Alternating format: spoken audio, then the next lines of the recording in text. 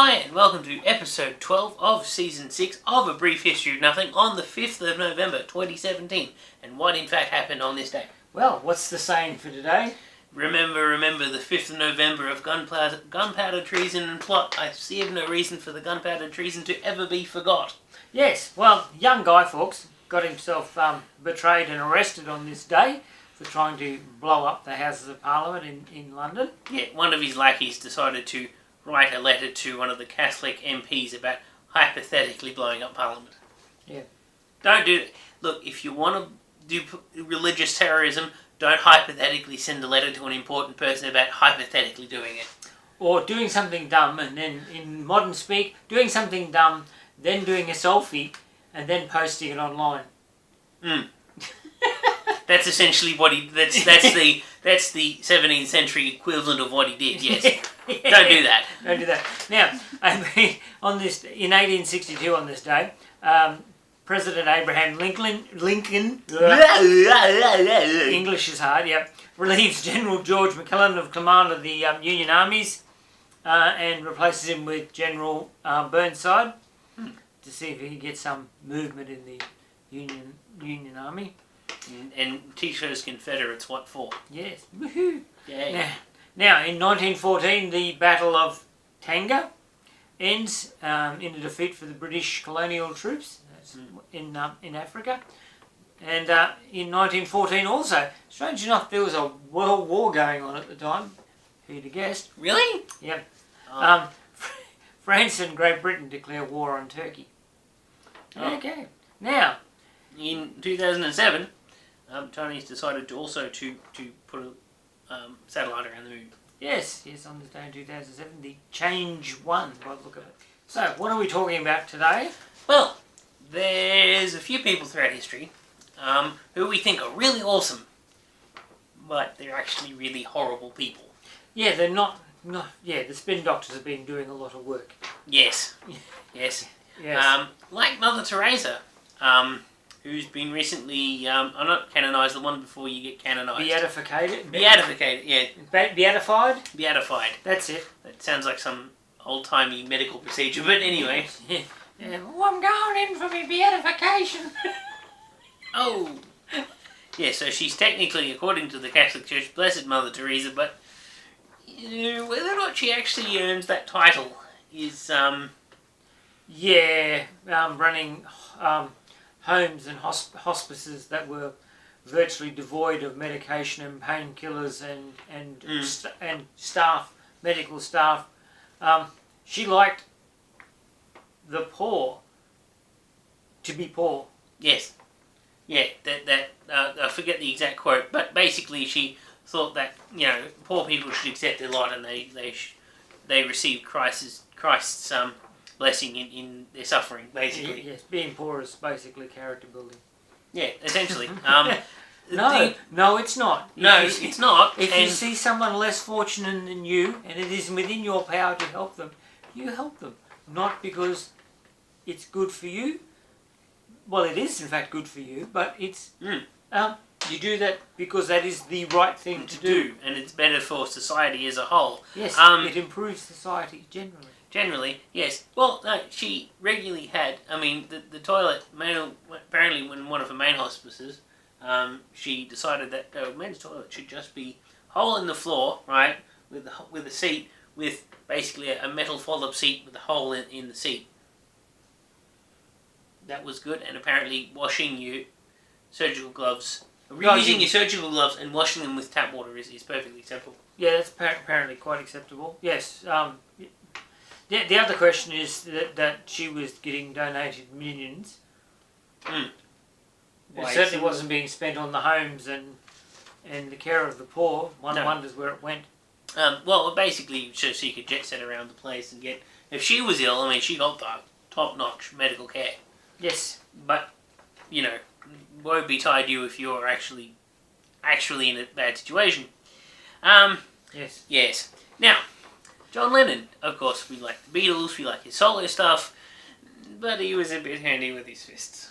Yeah, John Lennon had a habit of, certainly in his younger day, had a handy thing of settling problems with his fists. Yes, and he's known for several counts of domestic violence as well. Yes. So. Yes, so much for being a pacifist. Yeah. Yeah, there is one school of thought is that he actually administered the beating to Stuart Sutcliffe that eventually caused his death, not a group of German thugs. Yes. Yes, well... Christopher Columbus. Yes, well, even though the United States has a Christopher Columbus Day, Christopher Columbus never actually really discovered the North American mainland. He basically hung around the Caribbean, caused a lot of famine and disease, and actually killed off a lot of the Aborigines in the Caribbean, Yes. or Caribbean, depending on what pronunciation you like. Yes. So... Tomatoes. Yeah, tomatoes. But yeah, no, he basically thought that the Earth... Because people knew that the Earth was round. They'd known this since ancient Greece. But he thought the Earth was smaller than it actually was. He was trying to prove his point. And the only reason he basically got the approval to go on this expedition was because they were desperate for spices. Yeah, because in Europe, spices were worth more than gold. Well, some spices were, yes. Like, cinnamon was ridiculous. I mean, we think of it as just normal, regular condiment now, but back in the day, it was worth more and weight more than gold, yes. And so he thought, I'll go to India from the east, and ran into this little thing we like to call the Americas. Yeah, well, ran into the Caribbean. Yeah. So yeah, he never actually went to the North American mainland. Yeah, that doesn't make him sort of a bad person, but yeah, he was of his era where he, he's saying, oh, how wonderful it was, and that modern historians now are figuring out that maybe he was a bit of an arsehole. Yeah, I mean, he treated his crew like crap. He treated his... Any natives he come across, basically. Yeah, he slaughtered them to get what he wanted. He was actually a very terrible person. Not unlike Richard the Lionheart. Yes, well, why hang around and rule the country that you're king in? Why do that? Why actually administer... Yeah, why actually administer the country you're meant to be the monarch of when you can just go to the Middle East and sort out those Muslims? Yep, well, they invaded the Holy Land because it was their place, bizarrely. Really? Yes, so he went and had a talk to the King of France, and they went and had a crusade over in the Holy Lands in Jerusalem to kick the infidels out. Yeah. And this country, England, oh yeah, I'm a bit of a monarch of that, but who cares? Yeah. I'll just get my dodgy brother to run it. I know he's a bit dodgy, and he will, Yeah. basically brutalise the populace, but who cares? Swings and roundabouts. Yeah, not a problem. Yes. Anyway, another one more recent times. You may have heard of him. You may have heard of the company he founded as well. You may even drive a model of automobile that is made by the company he founded. Yes. Yes, Mr. Henry Ford, who was so anti-Semitic he actually inspired Hitler. Yes. yes. And if you worked for him, he had a strict set of moral codes that you had to adhere to. Yeah, so you couldn't have sexual intercourse for marriage, you had to be sleeping in separate beds, all this rubbish that you wanted your job at Ford, you had to do that. And was when they finally had enough of him and the poor conditions and the rubbish wages, they finally had a strike, he called in the US Army. Because that's completely proportional to do that. Yes, well, he had the government in his pocket because he was such a huge... Basically. Industrial complex, yes. Yeah. Yes. Going from that to Mickey Mouse. I mean, Mickey Mouse is wonderful, isn't it? So the guy that invented him must have been wonderful. No. No? Well, if you were great in Walt's eyes, if you were white, Protestant, yeah. If you weren't, if you were a woman, well, don't bother asking for a job at Disneyland, because Walt would certainly not hire you because you simply weren't a male. Yes, and he did a very he was also incredibly racist and liberally used the N-word. Yeah. Yes. Yes, what his comments about the Seven Dwarfs were. Yes. Interesting. the N word. Yes. And the reason why copyright law is so convoluted today, and this culture still exists within the Disney Corporation, if you slightly impede their copyright, they will go after you.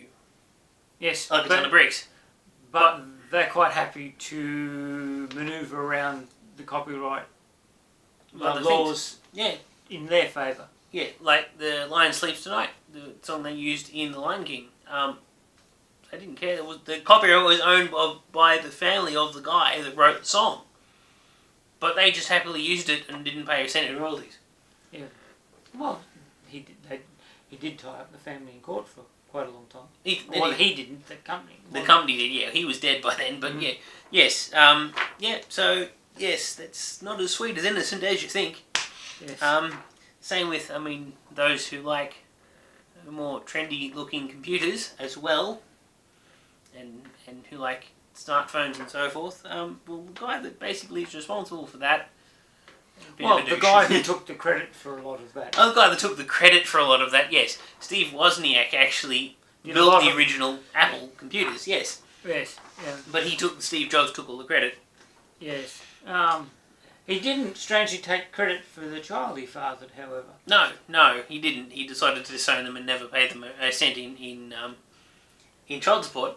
Yeah, even though he was a multi-billionaire. Even though, yes, by the time he was a multi-billionaire, and like he could have paid them $1 million a week and not actually noticed that was missing from his bank account. Yeah. And also he decided that no, won't worry about the people in manufacturing plants in China. What we'll do is we'll work them into the ground so much that they won't actually top themselves. Yeah. So he contracted with companies who had a known bad reputation. And it got to the point where it was actually an uprising, the Foxconn uprising, 2008 I think. Yeah, basically was over the production of Apple products. Sony was a little bit in there as well, but it was primarily an Apple thing. Yeah. But the other question is, what was Steve Wozniak doing at this time? Surely, he was near the head of the company. Well, I don't think he had as much power as he wanted. I don't know what he's like. I know that he's commented that the movie Jobs is very inaccurate. Right. Well, he'd know. Yeah. Well, yes, if anyone was likely to know, it would be Steve Wozniak. Yes, I would like to get hold of his autobiography. I was. Something I wouldn't mind getting hold of. Yeah, that might be worth. But yes, as to Steve's, he's the only one still alive because Steve Jobs decided when he had cancer to not actually go to a doctor. No. So, yeah. Anyway, alrighty, so who got born on this day? Oh, yeah. Well, S.6. The reason I put in young Hans, no one will know him, but multi-talented man. He was German, he was a composer, a playwright, and a shoemaker.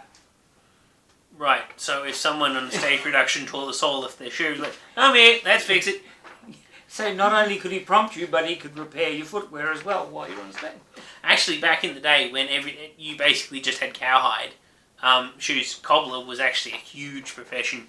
So you should go back in time about 700 years. You'll have a job pretty much like that. Well, 1494 is bizarrely. Well, it's very late in the Middle Ages. Yes, it's considered the start of the Renaissance, but yes. Yes. Okay, now, in 1873, a young man named Teddy Flack was a gold medalist he was born in 1873. He was a gold medalist for Australia in the 1896 Olympics. He won 2 gold medals for Australia. So that was interesting. Yes. And in 1912, Natalie Schaefer. Yes. Who knows Mrs. Howe from Gilligan's Island? Yes. Just about all of the world except somebody we know. Something, I don't know. Yes, Mrs. Howe was born, Natalie Schaefer, who played Mrs. Howe, was born on this day in 1912. Look, I can go through and a lot of the things that I suggest you go, I've never heard of them. So, generational gap I think is more than anything else. Yes. Right, so you've heard of Vivian Leigh? Vaguely. Frankly, my dear, I don't give a damn. Yeah, okay. That was... She played Scarlet. Her biggest role was the Scarlet. Yeah, I've probably seen... I know who you're talking about now, yes. But that was... No, that was... Who? She was born on this day in 1913, and yes, it was Clark Gable who did those lines. Thank you, my dear, I don't give a damn. That was saying the word damn in a movie back in those days was scandalous. I think it cost them $7,000 in fines. Saying the word damn. We can say that on YouTube. The studio said it was worth every cent. Yeah, well, we can say it on YouTube and not get demonetized. I mean, if we drop the F-bomb too many times like I did in the last episode, then it didn't bleep. I didn't drop the F-bomb. I would never use that word. No? No. All the effing time? I know. Yes, now, 1960. Tilda Swinton was born. Now, who's ever anybody seen the Chronicles of Narnia? The Witch, the Lion and the Wardrobe? Lion, the Witch and the Wardrobe. You got them in the wrong order. Yeah, well, you know who I'm talking about. Anyway, she played the witch in that. She was born on this day in 1960. Yes. Well, that's us for another week. If you like us, hit like. Subscribe. It's down there somewhere. It's down there somewhere. Also, please subscribe. There's a bell button next to it so your phone goes ding every time we upload something. Like our last episode, it was a week and a half late. Well, we know, because you'll know that if your phone goes ding. Yes. Press the bell button. Yeah, it is also over an hour long. It was damn near a movie. It actually technically was feature length. 90 minutes is considered feature length. We've done our first feature length show. There you go. There you go. Yes. D&D, not Gangnam Style, Learner Style.